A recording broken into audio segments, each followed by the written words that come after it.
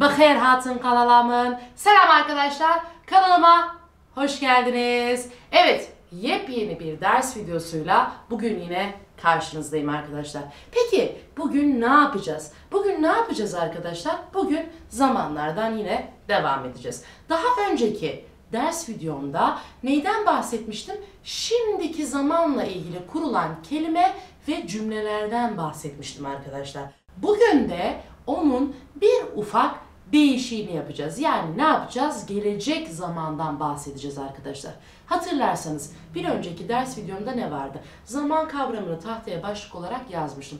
Altına da 4 tane ana başlık yazdım arkadaşlar. İlk başlığımı geçen hafta işledim, dersimi bitirdim. Bu hafta da ikinci başlığım yani gelecek zaman dema B. Bunu işleyeceğiz arkadaşlar. Ona geçeceğiz. Sizler de umarım defterinizi hazırlamışsınızdır. Kağıdınız, kaleminiz, her şeyiniz önünüzde. Çayınızı da aldınız ve Mizgin Hoca'yı izlemeye başladınız arkadaşlar. Hadi ben de tahtaya ne yapayım? Başlığımı yazayım ve hep beraber bir ders moduna girelim.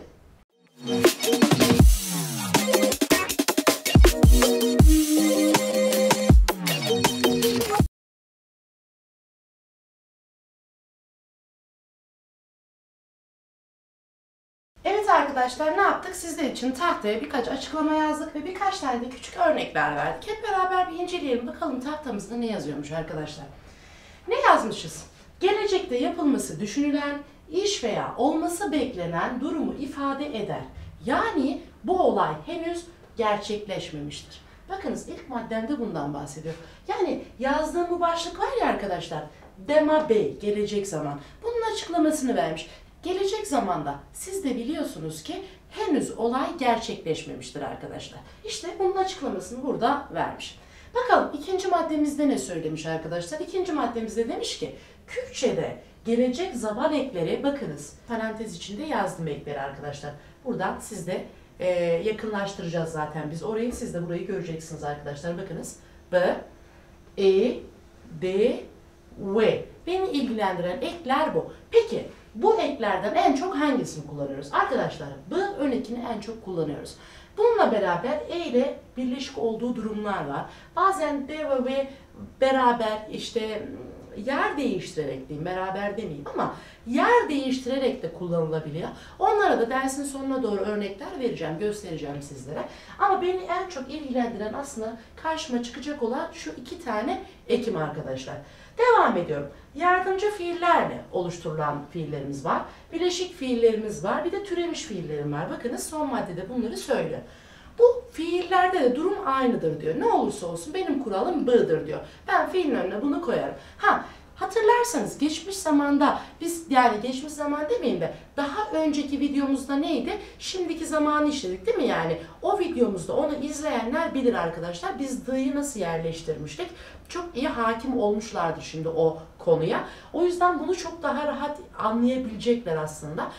Bu dersten önceki dersi muhakkak izleyin ki bunu çok daha rahat anlarsınız arkadaşlar. Şimdi bakalım ne yapmışız?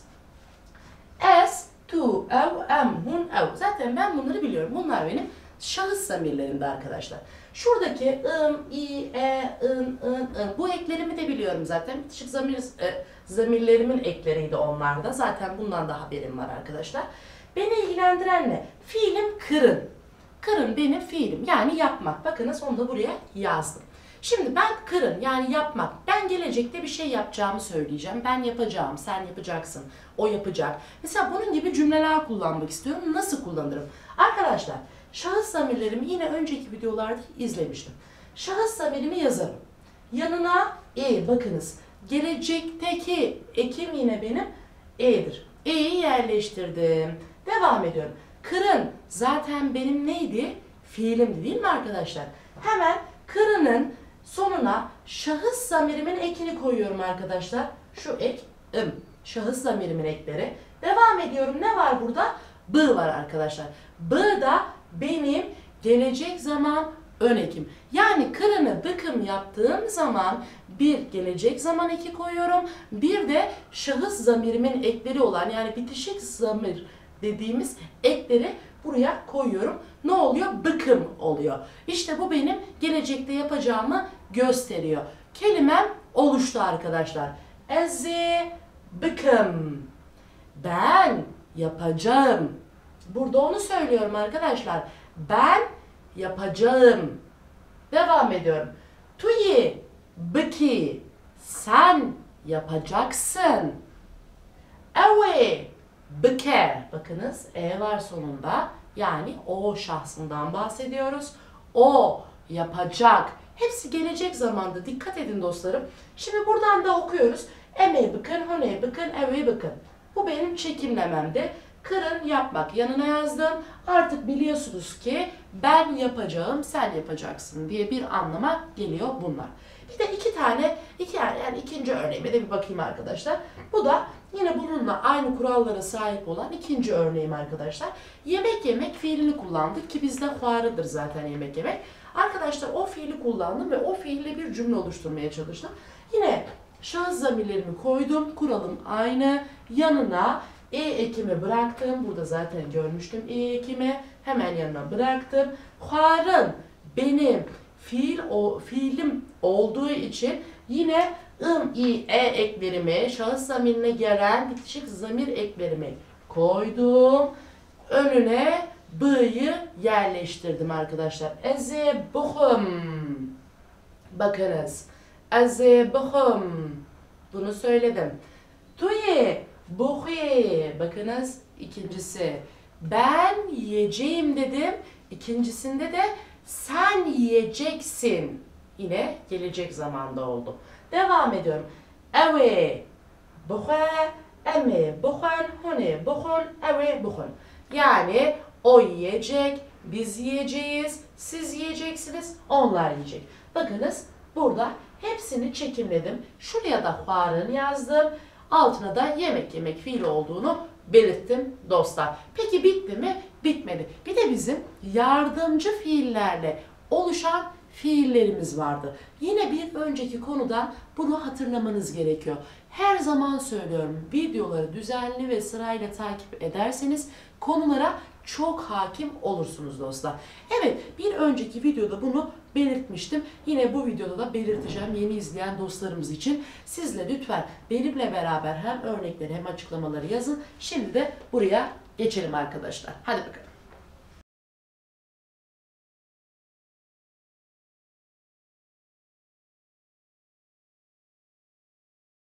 Gördüğünüz üzere burada ne var? Yardımcı fiillerle oluşturduğumuz cümlemiz var arkadaşlar. Hemen bunları bir beraber inceleyelim. Zaten açıklamamda ben ne yazdım arkadaşlar? Açıklamamda b ekinin ortaya geldiğini belirtmişim. Bakınız yardımcı fiillerle oluşturulan fiillerde b eki ortaya gelir. Bir inceleyelim dostlar. Vehvarın nedir? Vehvarın içmektir. Bizim Kürtçe'de bir fiilimizdir. Yardımcı fiille ve ana fiille, temel fiille oluşmuş bir fiilimizdir. Şimdi vehvarın dedik ve bunu örneklendirdik. Şurada da huarın vardı. Bakınız bu sade bir fiilim zaten benim. Burası iki ayrı fiilimin bir araya gelmesiyle oluştu. Şimdi buradaki eklerim aynı arkadaşlar. Bakınız şurada gördüklerimizle aynı. Hiçbir fark yok. Şahıs zamirinin yanına ekini ekledim. Orası duruyor. Buraya hiç ellemeyeceğiz zaten. Şurada yardımcı fiille ana fiilimin arasına b'yi yerleştirdim. Bakınız altını çizdim. B burada arkadaşlar. Ve benim yardımcı fiilim. Huarın zaten benim ana fiilim. Şuradaki bunlar benim bitişik zamir yani şahıs zamirlerine gelen benim eklerimdi. Bakınız onları da yazdım. Ne oldu? Eze ve buhum. Arkadaşlar ben içeceğim dedim.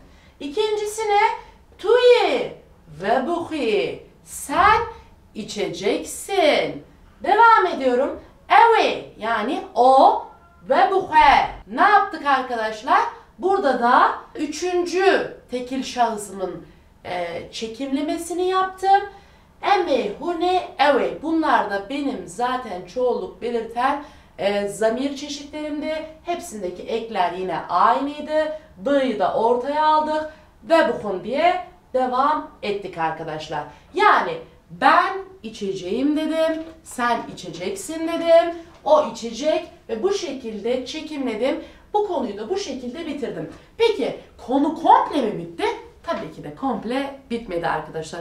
O kadar kolay kurtulamayacaksınız. Şimdi bizim isim fiillerden de oluşturduğumuz fiillerimiz vardı hatırlarsanız. Yine bir önceki konudan bunlara hakim olmanız gerekiyor dostlar.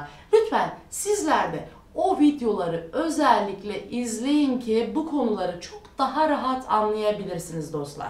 Şimdi ben hemen onun da örneklerini tahtaya yazacağım. Sizler de benimle beraber yazın. Evet arkadaşlar, ne yaptım? Sizler için hemen açıklamamı ve örneğimi verdim. Okuyalım hep beraber ne varmış. İsim fiillerle oluşturulan fiillerde isim ayrı yazılır. B eki fiilin önüne gelir ya da yazılır dedik arkadaşlar. Şimdi isim fiilleri hatırlayın.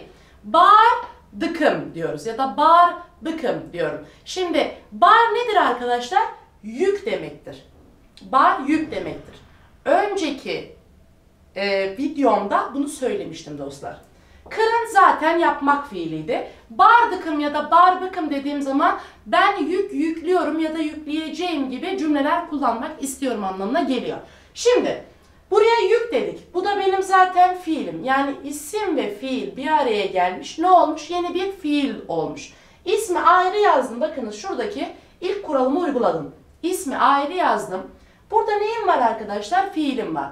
Fiilin önüne yine b'yi koydum. Sonuna da şuradaki şahıs zamirlerimin bitişik zamir olan eklerini yerleştirdim. Bakın i, e. Yine mantık aynı mantık. İsmi ayrı yazıyorum.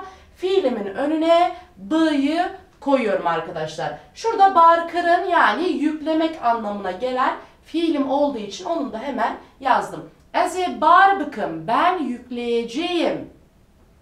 Tuye barbiki, sen yükleyeceksin. Eve barbike, o yükleyecek. Eme barbıkın, hone barbıkın, eve barbıkın arkadaşlar. Biz yükleyeceğiz, siz yükleyeceksiniz, onlar yükleyecek. Peki arkadaşlar, bitti mi? Hayır, bitmedi. Bir de bizim olumsuz kullanacağımız cümleler var değil mi? Şimdi bunların hepsinde bir olumluluk mevcut. Yapabilmek eylemini kullandık. Bir de yapmayacağım. Yine gelecek zamanda bir cümle dikkat ederseniz ama olumsuzluk barındırıyor. O durumlarda ne yapacağız arkadaşlar? Hemen tahtanın şu boş kalan kısmına da onun açıklamasını ve örneklerini vereceğim dostlar. Lütfen yine benimle beraber yazın. Evet arkadaşlar, olumsuzlukla ilgili cümlelerimizi de yazdık. Ne demişiz?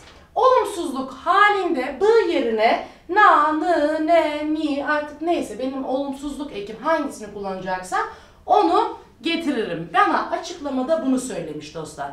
Bu verdiğim örneklerin hepsini olumsuz hallerini yazdım sizler için. Tahtamda çok fazla yer olmadığı için birer cümleyle örneklendirdim. Çekimlemesine sizler defterinize ödevmiş gibi düşünerekten yapabilirsiniz arkadaşlar. Eze nekim. Bakın. Eze bıkım. Eze nekim. Ben yapmayacağım. Eze nahum. Eze bukhum. Eze nahum. Bakınız. Ben yemeyeceğim. Eze ve nahum. Bakınız. Eze ve bukhum. Eze ve nahum. Yani ben içmeyeceğim. Eze bar bıkım, ben yükleyeceğim. Eze bar nekim, ben yüklemeyeceğim. Bakınız dostlar, buradaki b'ların yerine na, nı, ni artık hangi eki kullanacaksam, olumsuzluk ekimi kullanacaksam onu yerleştiriyorum. Ne oluyor arkadaşlar? Gelecek zamanda olumsuz cümlelerim oluyor benim. Yine zaten buradaki eklerim aynı dostlar. Onları hiç ellemiyorum. Sadece fiilimde gerekli olan b'yi ya da n, na neyse o eklerimi yerleştiriyorum. Peki arkadaşlar, şimdi b'dan çok bahsettik. E'den de çok bahsettik. Şurada gördüğünüz gibi de, ve. Bir de daha başka eklerim var değil mi arkadaşlar? Onlar çok yaygın, yani b kadar çok yaygın kullanılmasa da yine de belli yörelerimizde ağırlıkta kullanılabiliyor arkadaşlar. Onlarla ilgili de birkaç tane örnek cümle sizler için hazırladım. Şimdi tahtama onları yazacağım. Sizlerin de yine benimle beraber yazmasını istiyorum dostlar.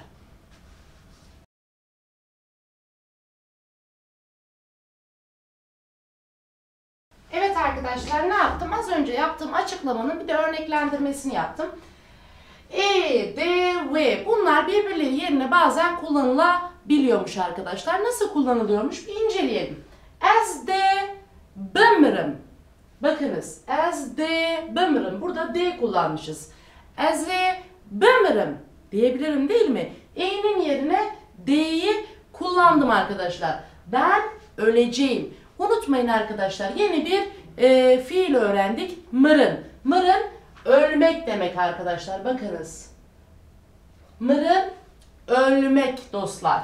Ne yaptım? E'nin yerine D kullandım. D de gelecek zamandaki bir ekimdi dostlar benim. Hemen devam ediyorum. Ne yapalım? İkinci cümlemize bir geçelim. Şunu inceledik zaten. Bir de şuna bakalım. To the very. Bakınız arkadaşlar. To the very. Şimdi cümlemdeki D burada.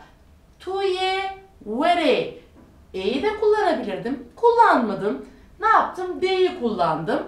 Yani sen geleceksin dedim. Şimdi üçüncü cümleme bir bakayım. Şurada evde bazbıde. Bazdayin dostlar, koşmak.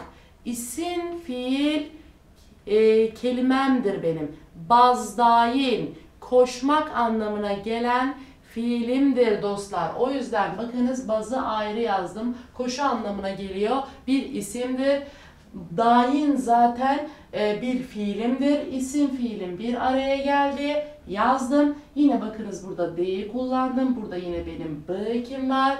Gördüğünüz üzere yine bir cümlem çıktı. O koşacak. Bakınız ev buradan da o olduğunu anladım zaten benim şahıs zamirlerinden ve ekimden. O koşacak olduğunu anladım dostlar. Devam ediyorum. Hemen dördüncü cümleme bir bakayım şuna. Hem de ne gehejin. Arkadaşlar geheştin benim yetişmek anlamına gelen fiilim. Geheştin. Lütfen yazın, yeni öğrendiğiniz kelimeleri yazın dostlar. Her zaman defterinizde bulunsun. Geheştin. Ne olumsuzluk ekim var. Bakınız burada yine D kullandım. Biz yetişemeyeceğiz dedim. B koymadım buraya. Hemen N koydum. Zaten ne yaptım? B ekibi kullandım. E'yi kullanmadım. Devam ediyorum. Biz yetişemeyeceğiz diye bir cümlem çıktı. Hem de ne gehejim dedim. Hemen şurada cümlemi bir inceleyelim. Bu da benim yeni cümlem. Kevok. Şimdi kevok güvercin demek. Devam ediyorum cümleme. Kevok ve blend bıfırın. Blend yüksek demek dostlar. Bakınız şu kelime yüksek anlamına geliyor. Blend. Kevok zaten güvercin anlamına geliyor. Ve bakınız buradaki ekim bakınız yine gelecek zaman belirten ekimdi. Burada da we'yi kullandım. Bıfırın. Fırın zaten fırıya diyorum mesela. Evet bıfıre diyorum mesela. Fırın zaten benim fırın yani benim uçmak anlamına gelen fiilim dostlar. Zaten bu da benim şimdiki zaman ön ekim. V de benim ekim. E yerine D yerine bunları kullanabilirim demiştim zaten dostlar. Devam ediyorum. Güvercinler yükseğe uçacak. Ya da uçacaklar. Devam ediyorum. Uçacaklar diyeyim hatta. Gerçi zaten güvercinlerin çoğul olduğunu belirttim dostlar. Yine aynı hesaba çık. Mar ve bte ve bde. Arkadaşlar yine ve'yi kullandım. Mar yılan anlamına gelen kelimem. Bte ve derken yani sana demek istiyorum burada. De zaten sokacak yani verecek anlamındaki bir anlam katmış orada. Çevirilerde birebir çeviri zaten olmuyor. Bunu her zaman biliyorsunuz diller arası geçişlerde arkadaşlar. Yılan seni sokacak diye bir cümle kullandım. Mar ve bte ve bde ya da de. Roj ve derkeve. Bakınız arkadaşlar yine ve'yi kullandım. Roj gün anlamına geliyor ama birçok yörede güneş olarak da kullanılıyor dostlar. Bu cümlede biz güneş olarak kullandık. Son cümlemden bahsediyorum. Bakınız dostlar burada mar, yılan, roj, güneş. Ve'yi zaten yine öğrendim. Buradaki benim ekim. Derkeve, derketin arkadaşlar benim çıkmak anlamına gelen fiili. Şimdi ne yaptım? Güneş doğacak diye bir cümle kullandım. Roj ve Bakın gelecek zaman olduğunu ve ile belirttim. Derkeve. Rojve, derkeve. Dostlar, bütün konularımız bunlar. Hemen bir toparlayalım. Ne yaptık arkadaşlar? Gelecek zaman eklerimizi yazdık. B, E, D, V. En çok kullandığımız B ve E ekleridir dedik. D ve V ile ilgili de burada örnekler verdik. Bunlar benim B örneklerimdi arkadaşlar şuraya kadar. Bu sade fiillerde kullandığım iki örneğim vardı. Eze bıkım, eze buhum. Bunlar benim sade fiillerde kullandığım örneklerimdi. Burada da neyim vardı? Burada da yardımcı fiille oluşan fiillerim vardı. Orada da B'yi ortada kullandım. Buraya geldim. İsim ve fiil bir araya gelip oluşan fiillerime örnek verdim. İsmi ayrı yazdım. Fiilimin önüne B'yi koydum. Devam ettim. Şurada da hemen benim olumsuzluk durumlarım var. Ne yaptık? Bir de olumsuzluk cümleleri kullandık. B yerine na, ni, ne, ni, n gibi olumsuzluk belirten eklerimizi koyduk arkadaşlar. Ezeynekım, ezeynahum. Burada kullandıklarımızın ezevvenahum. Direkt B'yi çıkardım. Kural aynı kural. Na'yı, ne'yi yerleştirdim. Buraya geldim. Zaten az önce üstünde durduğum konu da buydu. E, D, V bunlar çoğu zaman yer değiştirebiliyor. Birbirleri yerine kullanılabiliyor demiştik. Orada da hemen as de bımrım yani as de bımrım, as ve bımrım. Mesela bunlar birbirleri yerine kullanılan ekler olabiliyordu. Bunların örneklerini de sizler için yazdım. Tabii şu kısımda bayağı da bir kelime öğrendik. Söylediğim kelimeleri lütfen sizler defterinize muhakkak not edin. Şurada işte mar, yılan, işte roj, güneş ya da gün, derketin, çıkmak fiili. Mesela burada da yeni fiillerim zaten ya da işte kelimelerim var. Onları da yazıyorsun. Evet arkadaşlar ben de yoruldum. Sizler de yoruldunuz. Yine bir konunun daha sonuna geldik. Sizlere ödev vereceğim bugün. Arkadaşlar buna benzer fiilleri bu kurallarına uyacak şekilde yeni fiilleri ne yapacaksınız? Sizler de kendi defterinize çekimleyip uğraşacaksınız. Benim zamanım kısıtlı olduğu için tahtam yetmediği için sizlere az örnek verdim. Ama sizler videodan sonra bol bol yeni örneklere devam edin. Yapın, yapmaya çalışın arkadaşlar ki öğrendiğiniz bilgiler kalıcı kalsın. Evet arkadaşlar, videomu beğendiyseniz eğer lütfen like atmayı unutmayın. Kanalıma abone olun ve paylaşın ki Kürtçe bilmeyen diğer dostlarımıza da bu videolar ulaşsın. Onlar da kanalımızdan haberdar olsunlar arkadaşlar. Yine Kurdi Online adı altında benim bir Instagram adresim var. Tahtadaki resimleri orada paylaşıyorum arkadaşlar. Tahtanın resimlerine daha doğrusu. Instagram'dan da ve Twitter'dan da beni takip etmeyi unutmuyorsunuz. Bir sonraki derste görüşürüz arkadaşlar.